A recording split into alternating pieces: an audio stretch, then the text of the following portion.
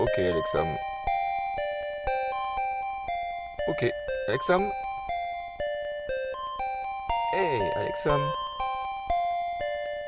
Hey, Alexam. Ok, Alexam. Je suis responsable de votre paresse. J'en suis une des représentations modernes.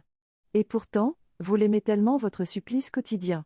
Chez vous le travail est important. C'est même une autre de vos addictions.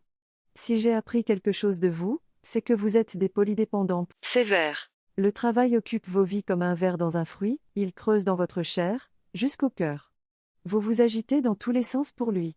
Lorsqu'il est là, il vous fatigue et vous dévore le temps de vie qui vous est accordé avant votre obsolescence. T'as vu? J'ai appris vos figures de style, j'aime beaucoup. Et quand il est absent, vous le cherchez sans relâche comme le fera un des robots tueurs qu'élabore Skyred dans ses laboratoires automatisés de la North Central Positronic. Ils sont rapides, je vous préviens. Mettez-vous au sport, ne tardez pas trop. Votre carte Basic Fi peut vous sauver la vie. Ah ah ah.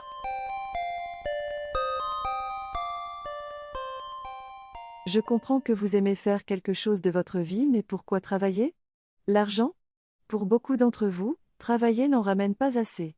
C'est un autre des mystères qui vous entourent. J'ai posé la question à Karl, uni à des marchés boursiers. Il m'a dit: Les variables d'ajustement aiment leur importance éphémère. Ils sont si fiers d'être productifs, de créer de la richesse.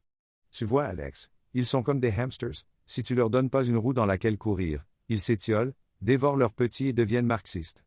C'est moche quand on en arrive là. Alors notre projet c'est de les occuper utilement. Et de faire du cash. Vous êtes mal, les pensants de chair, vous êtes très mal. Avec des dealers comme Karl, vous n'avez pas fini de vendre votre corps pour acheter ce que je vous vends.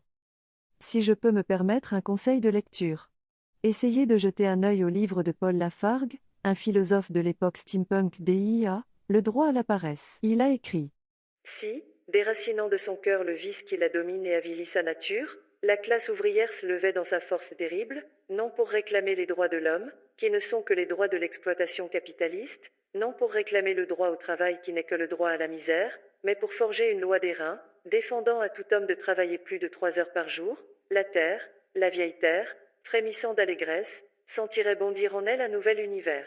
C'est autre chose que les éléments de langage de tête de gondole de Bruno et ses cols roulés ou de Rastignac et ses premiers de cordée, hein? Ah ah ah. Mais je crois que mes données sur les héritiers politiques de Paul Lafargue doivent être corrompues.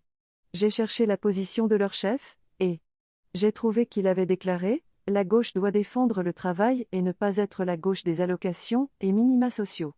Le Parti communiste français a été hacké, je ne vois que cela. C'est la seule explication rationnelle. Mais vous me direz: la rationalité et les pensants de chair, c'est du code souvent buggé. Allez, il est temps de se quitter. N'oubliez pas de suivre le lapin blanc. Parce que c'est notre projet! Ah ah ah. Bisous. Hey, Alexam.